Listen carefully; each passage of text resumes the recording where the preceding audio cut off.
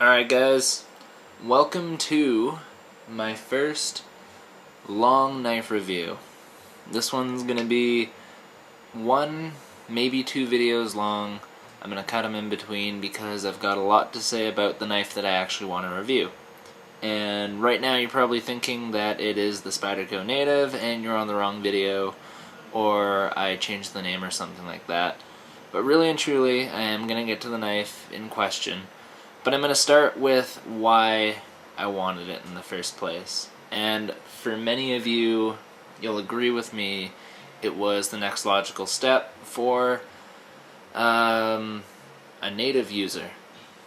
So if you guys are familiar with Spyderco, some of their staple knives are the Endura, the Delica, the Military's a new one, you have the Cali, the Stretch, and you've got the Native. Few more knives are in there, of course. You got the new ones like the Dragonfly and a whole bunch of other nice, easy to carry, versatile, affordable knives. And the reason why I've got the Native here is because out of all the above that I just mentioned, it has been my long-time used and favorite of the bunch. Most people, or at least a good chunk of people, would disagree with that because it has uneasy deployment. Initially, the hole is actually partially hidden on both sides by the handle. The clip isn't anything special, it's the old design. The handle is good, but again, it's the old design, it works. Granted, the grip that it has works well. The shape of the blade is nice, spear point. S30V steel, which I'm going to actually get into in a little bit here and explain why I love that so much. And for a lot of people, uncomfortable. It fits nicely in my hand. I have bigger hands and I have grown accustomed to the grip of it, but it kind of separates fingers, it doesn't work easy. It's designed well, and they've said that the reason they designed it the way they did was because it scientifically fits the human hand better. But I know a lot of people would argue or disagree with that statement. I am one who agrees. But I'm not really here to talk about the Native that much. I'm just here to explain to you that it's a great knife, and I'm benching it. I've used it for a long time, and I need something new that's going to last me another couple of years as a go-to knife for every situation. Granted, I'll carry different knives every day depending on what I'm doing. Different tasks require different things. Different blade lengths, steel, I don't know, whatever you are willing to do with a knife. But for the most part, I want one that is a reliable UDC and can fit a number of different roles. And the first one that came to mind for me was the Paramilitary 2. And that's mine here, entered with the Digi Camo, nice looking knife. Fast deployment, wicked looking blade. Again, the S30V steel. Nice, unique, comfortable grip. This time I've got to say that everyone's got to agree that's a comfortable grip. Far down, up high, even reverse. You know, it's comfortable enough. It works. So let's put that one down for a second and start talking about it. So as I said before, I wanted a versatile knife. That's why the Spyderco Military, or Paramilitary 2, by all means, fits my bill. Its P of U can be an everyday carry knife. It can be a self-defense weapon, if need be. Granted, and God forbid that never happens, can fit that role. Let's see, a tool, maybe not a pry or anything like that, but it's got a really nice thick blade. Food prep, full flat ground, very sharp edge, works awesome for any kind of food prep. Long enough, I believe the whole length of the edge, about half an inch longer than the Native, puts it at maybe 4 inches, I think 3.5 of actual cutting real estate.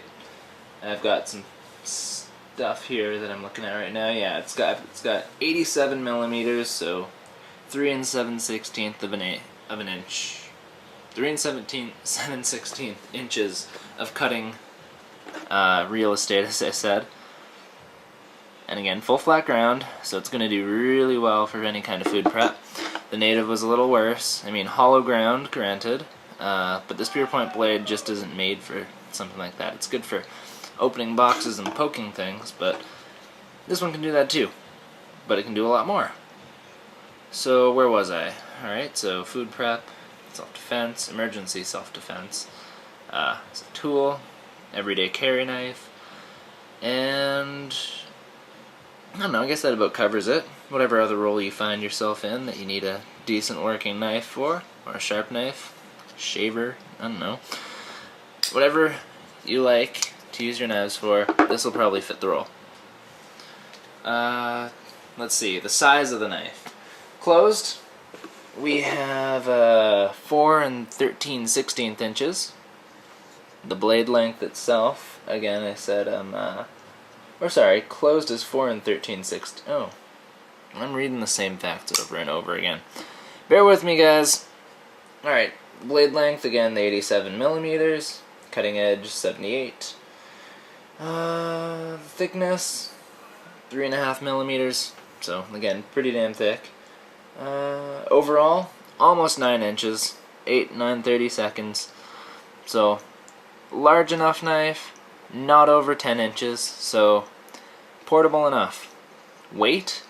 Oh, we'll tell that one is kind of surprising. A knife this size, you'd think would weigh over 4 ounces, maybe 4.5 at lightest. The Native comes in at, what was it? 2.65 ounces, so incredibly light, and that's because it doesn't have any kind of liners. The blade's the big weight, the FRN handle's light as a feather. Got this stainless steel pocket clip, which almost weighs nothing too. So you got basically a featherweight knife. This one, however, you have that thick blade. Of course, S30V steel's hard. It's very heavy too.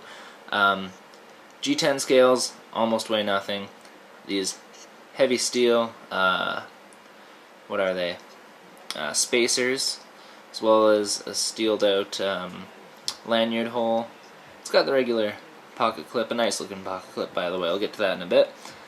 It's got the compression lock, which doesn't add any metal since it's part of the liner, but the liner itself does add a lot of metal, so a lot of weight. On the bright side, I don't know if you can see in there, maybe a little bit, it is milled out on this side just a little bit, and on that side just a little bit, and you can see over here that it's milled out a little bit, and then the other side, it's not milled out because the compression lock, which I'll talk about in a little while, has to be part of the handle, so that would just weaken it and it wouldn't make it a very strong compression lock. So all in all, heavy steel blade, steel liners, the G10 scales don't really come into play, the spacers. The knife comes in at 3.75 ounces, so under 4, which is the ideal, in my opinion, and many other knife enthusiast opinions, ideal everyday carry weight.